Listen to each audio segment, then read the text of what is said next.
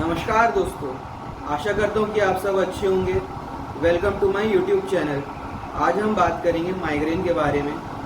Migraine क्या होता है, माइग्रेन के कॉजेज़ क्या हैं और उसको ठीक करने के लिए हम टॉप 3 होम्योपैथिक मेडिसिन के बारे में जानेंगे। तो सबसे पहले हम समझते हैं माइग्रेन होता क्या है। तो माइग्रेन आपके सर पे हेडेक होगा। ये माइग्रेन दो टाइप में डिवाइडेड है, एक टिपिकल, एक एटिपिकल।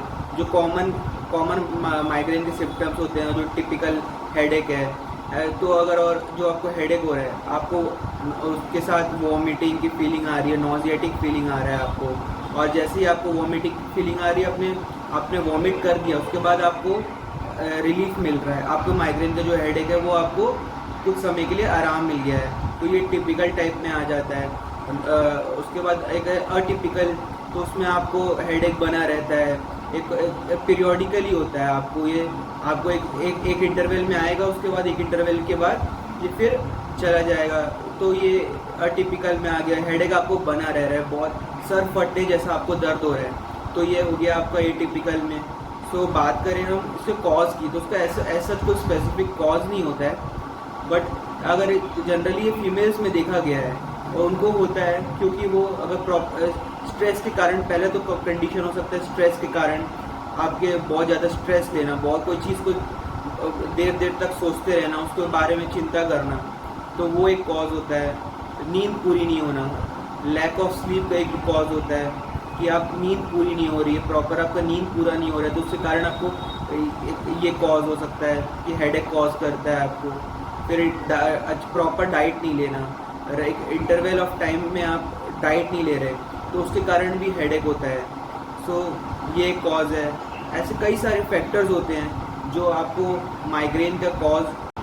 दोस्तों, अगर बात करें हम टाइप्स ऑफ हेडेक, माइग्रेन में किस टाइप्स के हेडेक होते हैं, तो पहला आपको रहेगा साइनस हेडेक रहेगा, किसी को डाइजेस्टिव हेडेक रहेगा, किसी को नॉर्मल हेडेक रहेगा, है ना। ये कई तरीके के इसमें डिवाइडेड हैं, साइनस हेडेक, डाइजेस्टिव हेडेक।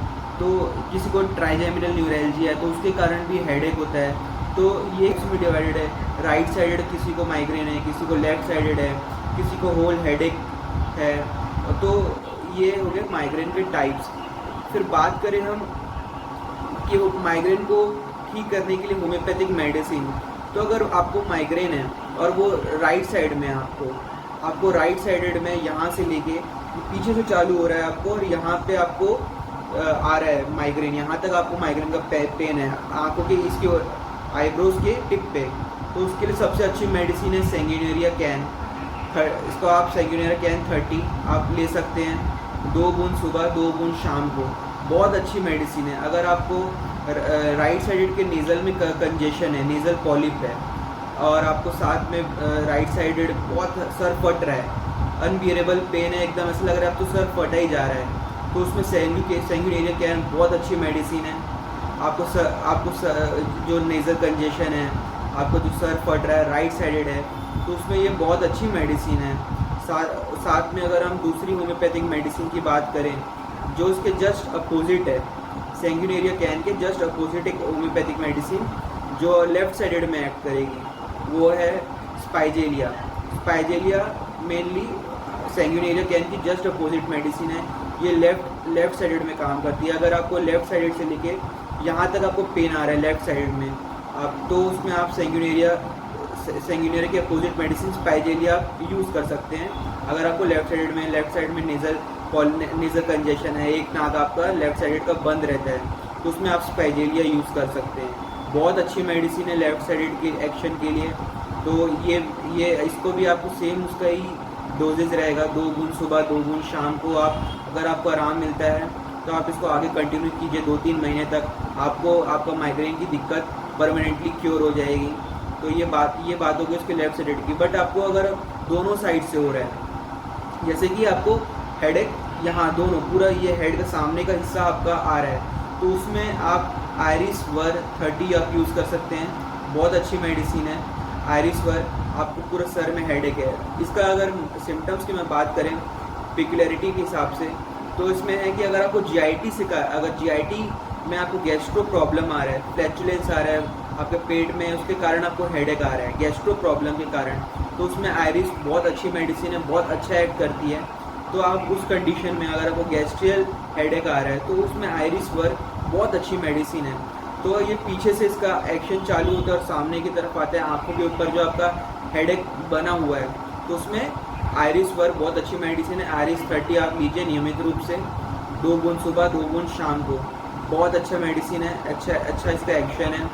तो बात करें अगर हम एक एडिशनल मेडिसिन के बारे में, जो आपको अगर ये माइग्रेन की दिक्कत चल रही है काफ़ी समय से है, तो उसमें आप एडिशनल मेडिसिन जो है वो रेस्क्यू रेमेडी का भी आप यूज़ कर सकते हैं। ये आपके जो स्ट्रेस है, आपका जो मेंटल एंजाइटी है जिसके कारण आपको माइग्रेन की दिक्कत आ रही है, आपको हेडेक की दिक्कत आ रही है, तो आप इसमें रेस्क्यू रेमेडी यूज़ कर सकते हैं। रेस्क्यू रेमेडी का बहुत अच्छा एक्शन है इसमें। ये बैक फ्लावर रेमेडी है, तो ये बहुत अच्छी मेडिसिन है, इसको भी आप ट्राई कर सकते हैं। आपको अगर रिलीफ मिलती है तो आप इसको फर्दर कंटिन्यू भी करें। बात करें अगर हम यहाँ तक अगर आपने वीडियो देख लिया तो लाइक कर दीजिएगा, शेयर कर दीजिएगा, सब्सक्राइब कर दीजिएगा। और अगर हम आगे बढ़ें, जैसे कि हम देखते हैं, जैसे कि कोई पेशेंट आ रहा है, किसी को अगर माइग्रेन की दिक्कत है, उसको कोई स्पेसिफिक चीज़ करने से उसको रिलीफ मिलती है। जैसे कि एक पेशेंट है हमारे पास आया, तो उसने हमको बोला कि डॉक्टर साहब हमको कोल्ड आइसक्रीम खाने से हमको माइग्रेन का जो हेडेक है वो कम होता है। किसी को कोई पर्टिकुलर चीज़ मिठाई खाने से उसको माइग्रेन का दिक्कत कम हो रहा है, तो डॉक्टर स्पेसिफिकली बोलते हैं कि अगर आपको वो हेडेक चीज़ हो रहा है तो आप वो चीज़ अगर उससे रिलीफ मिल रही है तो आप वो चीज़ कंटिन्यू कर सकते हैं। तो कईयों में से पिकुलियर सिम्टम्स होते हैं, उसके हिसाब से भी कोई पिकुलियर मेडिसिन होती है। तो अगर आप कोई माइग्रेन का दवाई ले रहे हैं तो आप एक डॉक्टर से नियरेस्ट कंसल्ट भी कर सकते हैं माइग्रेन के लिए। सो वो आपको बहुत हेल्पफुल रहेगा। दोस्तों अगर बात करें माइग्रेन के सिम्टम्स क्या है, माइग्रेन में आप जिसको माइग्रेन की दिक्कत है, जिसको माइग्रेन से हेडेक हो रहा है, तो वो इंसान ज़्यादा ब्राइटनेस में, ज़्यादा रोशनी से उसको दिक्कत होता है, आंखें उसकी खुलने में दिक्कत होती है, उसके कारण ज़्यादा रोशनी के कारण उसको हेडेक होता है। वो इंसान अंधेरे में रहना ज़्यादा प्रीफर करता है, वो ज़्यादा नॉइज़, ज़्यादा शोरगुल या ज़्यादा जहाँ शोर हो रहा है वो उसको उसके कारण भी उसको हेडेक का कॉज हो जाएगा। रोशनी से, ज़्यादा नॉइज़ से, तो वो ज़्यादा अंधेरे रूम में रहेगा, जहाँ शांत माहौल है वहाँ रहना वो प्रीफर करेगा। तो ये माइग्रेन के सिम्टम्स हैं कि अगर आपको माइग्रेन है तो आप पता कैसे लगाएं। जैसे कि आपने रिपोर्ट करा ली है, CT स्कैन कराया, आपने काफ़ी सारे रिपोर्ट्स कराए और फाइंडिंग में कुछ नहीं आ रहा है कि आपको हेडेक का कॉज क्या है, तो आप अपने डॉक्टर से कंसल्ट कीजिए। तो वो डॉक्टर आपको एग्जामिन करके बताएगा कि कॉज क्या है इसका। जैसे कि आपको पीरियोडिकली हेडेक है, काफ़ी समय से ये हेडेक का आपको समस्या है, तो डॉक्टर आपको फिर उसके हिसाब से मेडिसिन बताएगा आपको प्रॉपर एग्जामिनेशन के थ्रू। तो आप सबसे पहले अपना एग्जामिन करवाइए, फिर उसके बाद आप निष्कर्ष पे पहुँचिए कि आपको माइग्रेन है कि नहीं है। आशा करता हूँ कि आपको वीडियो अच्छा लगा होगा, इन्फॉर्मेटिव लगा होगा, और अच्छा लगा होगा तो लाइक कर दीजिएगा, शेयर कर दीजिएगा, कमेंट कर दीजिएगा, सब्सक्राइब कर दीजिएगा।